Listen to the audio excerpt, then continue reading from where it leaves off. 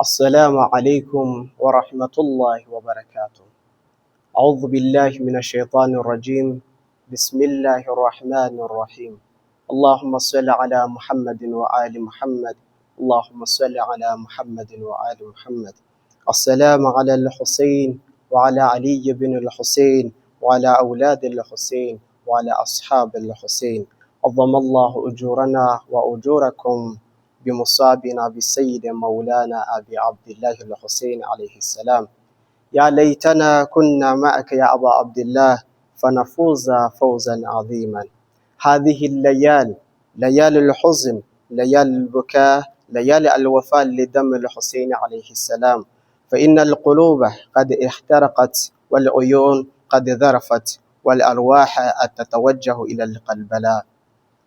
bavandimwe bayisilamu, turacyari mu majoro y'agahinda, turacyari muri amajoro y'akababaro, twibuka itabaruka y'umwuzukuru w'intumwa y'Imana Muhammad sallallahu alaihi wa alihi wasallam, al-Imam al-Husayn alaihi salam. Mbere yuko dutangira topiki yacu y'uyu munsi, turebera hamwe ku butaka bwa Karbala, ese ninde watsinze? Ko Yazidi yategetse Omar bin Saad yuko bakica al-Imam al-Husayn alayhi salam ku butaka bwa Karbala, bakamwica. Ese nibo bageze ku ntego zabo, cyangwa al-Imam al-Husayn alayhi salam yageze ku ntego ziwe, yageze ku ntsinzi y'ukuri? Bo bageze ku ntsinzi y'inkota, al-Imam al-Husayn alayhi salam we agera ku ntsinzi y'ukuri. Mbere na mbere hari icyo nshaka ko twibukirana, bavandimwe. Nyuma ya Nabi Muhammad sallallahu alaihi wa alihi wasallam na al-Imam Ali na Hassan alayhim salam, hari inzira ebyiri zakozwe kugira ngo abantu bakanguke, bakomeze kugendera kuri wa murongo Nabi Muhammad sallallahu alaihi wa alihi wasallam yabasizeho, bakomeze gushikamana n'ibyo intumwa y'Imana Muhammad sallallahu alaihi wa alihi wasallam yabasigiye. Inzira ya mbere ni al-Imam al-Husayn alayhi salam yo kwemera akicirwa ku butaka bwa Karbala, akanga zulum, ariko amaraso yiwe agakangura abantu. Amaraso yiwe agakangura abantu, akabereka yuko badakwiriye gushigikira umuntu ukinana n'imbwa, umuntu unywa inzoga, umuntu ukora ubusambanyi, umuntu urira kuri mimbari yasinze, abantu basarisha abandi basinze, abantu batuka al-Imam Ali na Hassan, abantu badakurikiza sunna ya Nabi Muhammad. Al-Imam al-Husayn yirengagije uburyohe bw'isi, yemera atanga ubuzima bwiwe kugira ngo abantu bakanguke, abantu bibuke ko bakwiriye guhagarara ku kuri. Yereke ba bantu yuko hari abantu bakora amakosa hanyuma bakihisha mu mutaka w'idini, bagakora ibikorwa byabo bavuga ati ngo bashigikiye iki? Idini, bakihisha mu bitabo bya Kisilamu. Iyo ni inzira ya mbere, kandi al-Imam al-Husayn alayhi salam yayigezeho, yageze kuri iyo ntego. Iyo turebye urugendo Jamal yakoresheje abo mu muryango w'intumwa y'Imana Muhammad sallallahu alaihi wa alihi wasallam, nyuma y'umunsi wa Ashura aberekeza Kufa, nyuma ya Kufa aberekeza Sham. Tubona abantu bari mu muhanda aho kugira ngo bahereze abo mu muryango w'intumwa y'Imana ibyo kurya cyangwa amazi, babateraga amabuye. ariko nyuma yaho baje kumenya yuko bariya ari abo mu muryango w'intumwa y'Imana Muhammad sallallahu alaihi wa sallam, yuko al-Imam al-Hussein wiciwe i Karbala ari umwuzukuru w'intumwa y'Imana Muhammad, ari umwana w'umukobwa w'intumwa y'Imana Muhammad sallallahu alaihi wa sallam. Barakangutse babona yuko badakwiriye gushigikira Yazidi. Sasa iyo nego yagezweho, bageze kuri ya nego yuko utapfa kubashukisha amafaranga uko wiboneye. Yazidi yashukishaga amafaranga, imitungo, nuko se nawe yabikoraga, ariko ntabwo bari bafite ubumenyi buhagije. Sasa inzira ya kabiri yatumye abantu bakanguka ni ya al-Imam Jafar Sadiq alayhi salam, imamu wa gatandatu. Al-Imam al-Hussein yabashizemo ubutwari guhaguruka bagashigikira ukuri. Sasa na al-Imam Jafar Sadiq alayhi salam abaho ubumenyi ku buryo bira byose babikora bafite n'ubumenyi. Mu gihe Bani Umayya yishyuraga abantu, Bani Abbas bakaza bakabakuraho. Bani Abbas noneho nabo bakoresheje yuko bagomba kwambika abantu ibiremba batarigeze baniga, atarigeze nakanagira muri madrasa. Bakambika umuntu ikiremba bakamuhereza amafaranga, agenda ubeshya abaturage b'abaturage batigeze babona imamu, genda babeshye ko imamu atari umuntu mwiza, genda babeshye ko imamu ari atigeze asari. Sasa iyo fursa, ayo mahirwe al-Imam Jafar Sadiq alayhi salam yabonye, yahise yigisha abantu. Mu gihe Bani Umayya na Bani Abbas bari kurwanira ubuyobozi, Imam Jafar Sadiq alayhi salam yahise yigisha abantu. Ba bantu bari baramaze kwiyubakamo ubutwari ko bagomba guhagarara bagashigikira ukuri, al-Imam al-Hussein yabigishije, hase hiyongeraho n'ubumenyi buturutse kwa al-Imam Jafar Sadiq alayhi salam. Kuri iyo topic yacu igira ati ninde watsinze ku butaka bwa Karbala hagati ya al-Imam al-Hussein na Yazid mwene Muawiya? Ninde watsinze? Mbere y'ibyo byose turabanza turebe impamvu aba bantu al-Imam al-Hussein bamukurikiranye guhera Madina, akava Madina akajya Makka, akava Makka bakamukurikirana akaza Kufa bakamuhagarikishiriza ku butaka bwa Karbala, bakamubuza gusubira Makka, bakamubuza gusubira Madina, bakanamubuza kujya imbere ajye Kufa, bakamwicira hariya.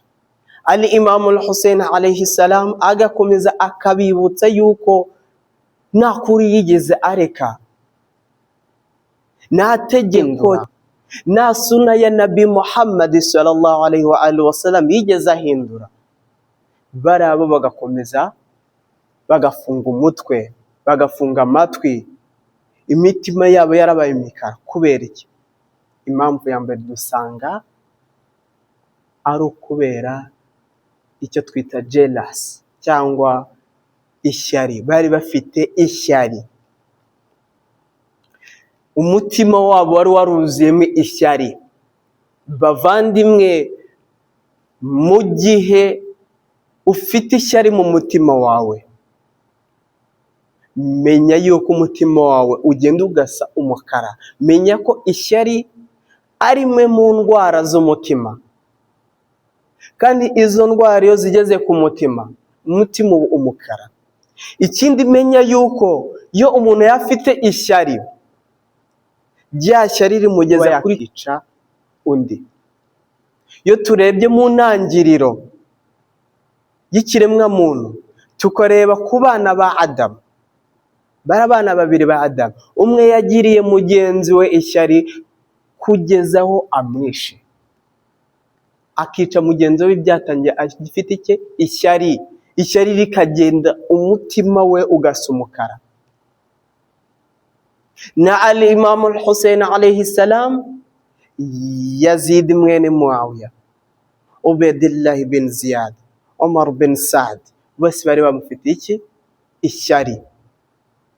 Uko abayahudi bagiriye ishyari Ibrahim wari warahawe igitabo, agahabwa ubushishozi yani ubwenge, agahabwa ubwami, bamugiriye ishyari n'umuryango wiwe. Ni nako n'abandi bagiriye ishyari Nabi Muhammad sallallahu alaihi wa alihi wasallam n'umuryango wiwe, bitewe nuko Nabi Muhammad umuryango we bawuhaye urwego rukomeye kuri isi muri Islam. Allah subhanahu wa ta'ala yabahaye icyubahiro, abahereza ubuyobozi. Abantu bagira ishyari umuryango w'intumwa y'Imana Muhammad sallallahu alaihi wa alihi wasallam. Iyo tugarutse muri Quran turabibona. A'udhu billahi minash shaitanir rajim. Bismillahir rahmanir rahim. Am yahsuduna an-nas ala ma atahumullahu min fadlihi. Bagirira ishyari abantu kubyo Allah yabahaye mu ngabire ze. Yani abantu bagiriye ishyari umuryango w'intumwa y'Imana Muhammad sallallahu alaihi wa alihi wasallam. Aba bantu bavuga muri iyi aya, Imam wacu wa gatanu arabadusobanurira. Imam Muhammad al-Baqir alayhi salam aravuga ati: nahnu wallahi an-nas alladhina qala laha Allahu tabaraka wa ta'ala fihim wa nahnu wallahi al-mahsuduna. Aravuga ati twebwe wallahi ni twebwe abantu Allah subhanahu wa ta'ala avuga muri Quran, muri iyo aya, ni natwebwe abantu bagirira ishyari, abantu batugirira ishyari. Sasa Imam al-Hussein alayhi salam abamwishe bari bamufitiye ishyari. Abantu bishe Imam al-Hussein alayhi salam bari bamufitiye ishyari. Iyo niyo mpamvu ya mbere. Sasa kugira umuntu ishyari bikugezaho unashaka no kumwica. Bavandimwe twirinde, tujye kure yo gutuma umutima wacu wuzuramo ishyari. Kwera ishyari tugeza he? Gukora icyo gikorwa cyo kwica. Sasa abantu bagiriye ishyari umuryango w'intumwa y'Imana bitewe n'iki? N'icyubahiro Allah subhanahu wa ta'ala yabahaye. Baragaruka bica Imam al-Hussein alayhi salam ku butaka bwa Karbala. Nta mpamvu. Nta no bavuga ati yahinduye itegeko. Iri tegeko yararihinduye.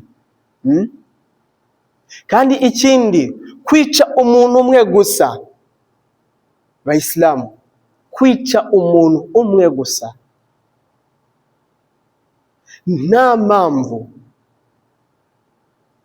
ukamwica uba wishe abantu benshi, yani uba wishe abantu bageze muri za miliyoni. Iyo tugarutse muri Quran, a'udhu billahi minash shaitanir rajim. Bismillahir rahmanir rahim.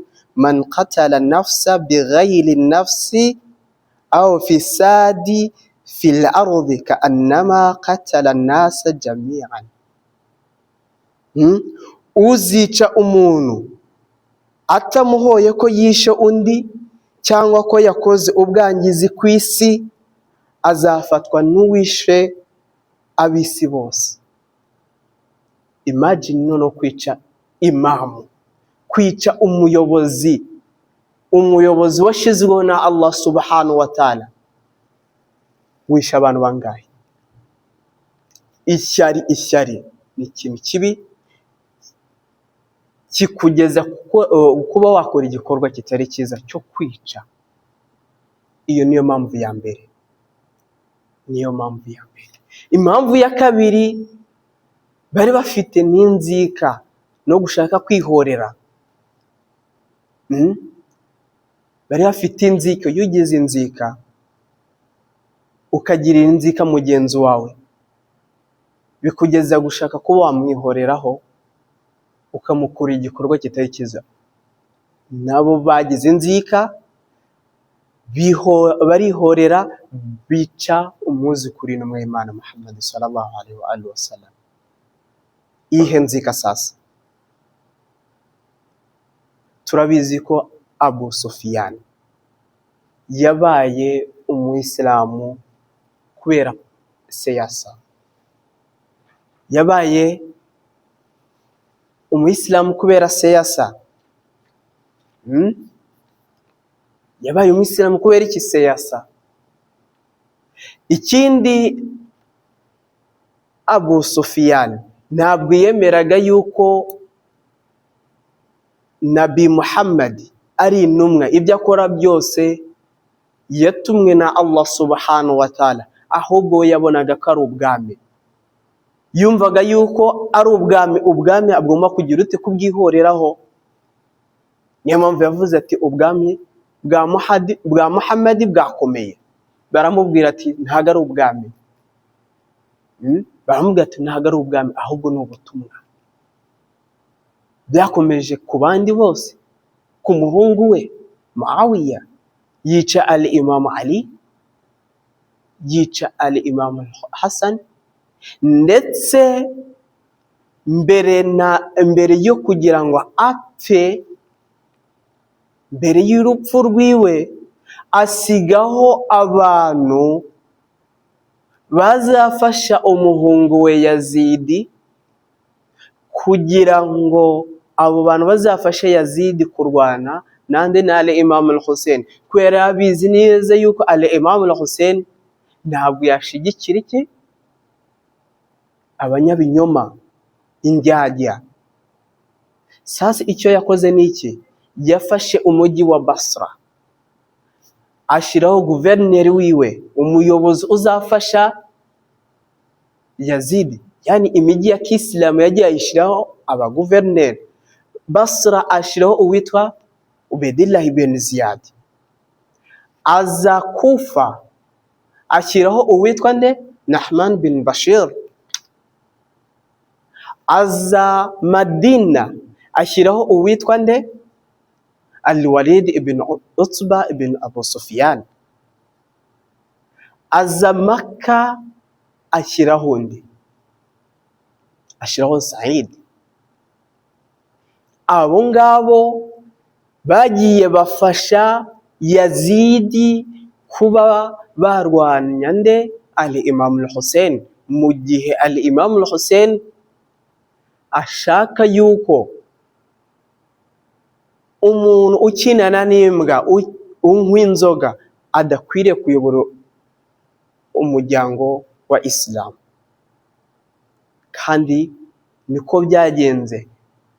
Muawiya amaze gupfa, na al-Imam al-Hussein mu gihe yavaga Madina yerekeza Makka, kubera Madina bari bategetse al-Walid yuko agomba gutegeka al-Imam al-Hussein alayhi salam ko yagomba kwemera ubuyobozi bwande?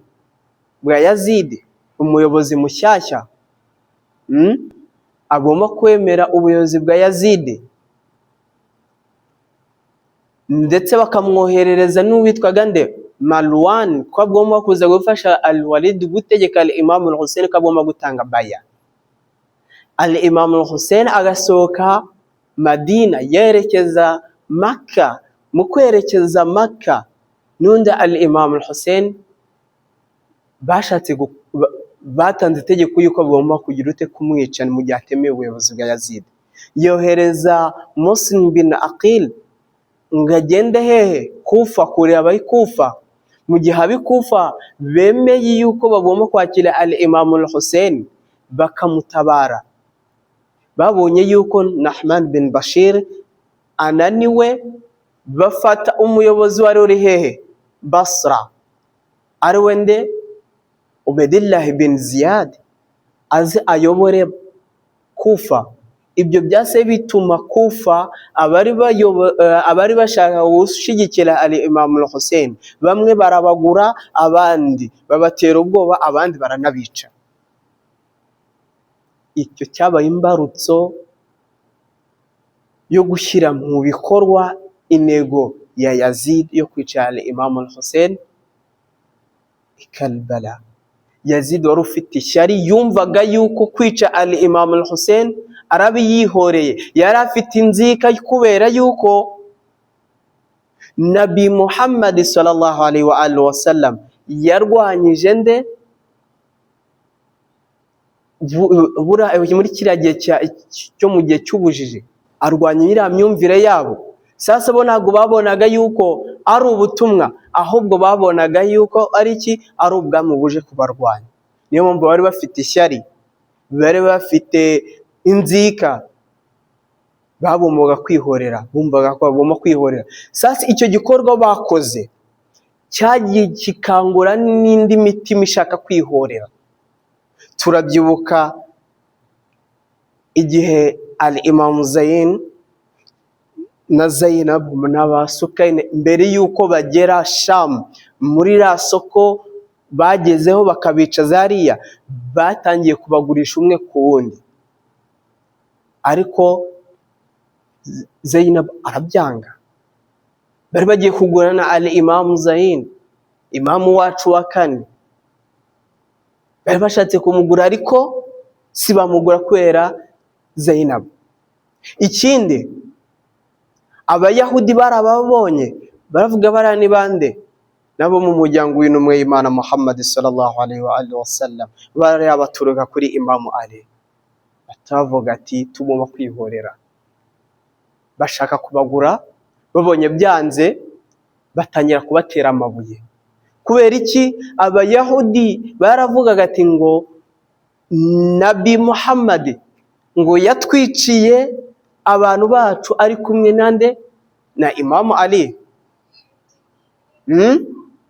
Sasa bakavuga tugomba kwihorera kuri aba bana babo, ababuzukuru babo. Umva igikorwa Yazid yakoze kigatangira gukangura indi mitima y'abandi bantu. Impamvu ya gatatu ari inakomeye kurusha ibindi byose, ni ukureka itegeko Allah subhanahu wa ta'ala yategetse intumwa y'Imana ngo abantu bakurikire, byo gukurikira igitabo cya Allah subhanahu wa ta'ala nabo mu muryango w'intumwa y'Imana Muhammad sallallahu alaihi wa alihi wasallam. Iyo niyo mpamvu ya gatatu ikomeye. Impamvu ya gatatu ikomeye birengagije ku buryo baguye mu makosa yo kwica umwuzukuru w'intumwa y'Imana Muhammad sallallahu alaihi wa alihi wasallam. Iyo mpamvu yo kureka itegeko rya Allah subhanahu wa ta'ala byatumye Yazidi umutima wiwe uba umukara, umutima wiwe uba ibuye ku buryo atumva. Ndetse tunagiye no kureba nuko nabibabwiye, sogokuru wiwe yabaye umwisilamu kubera siyasa, ntabwo yabaye umwisilamu kubera umutima umwereka ko yuko Islam ari idini y'ukuri. Yabaye umwisilamu kugira akize amagara yiwe. Iyo turebye n'ibikorwa bya se wiwe ariwe Muawiya, tukareba ukuntu yarwanyije Imam Ali, izo ntambara zituma abasahaba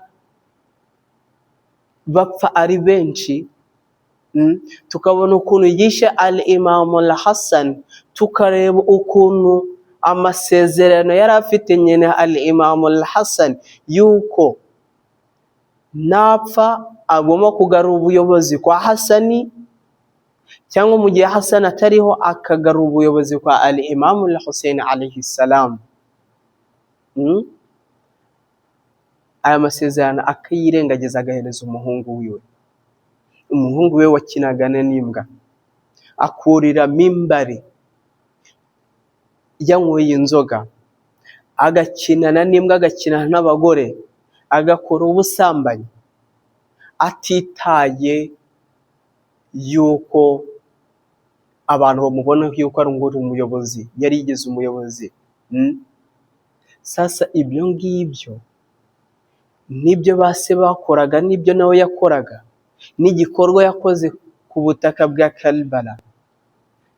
Ntabwo twemera yuko ari umuyisilamu, kubera nta muyisilamu wica mugenzi we.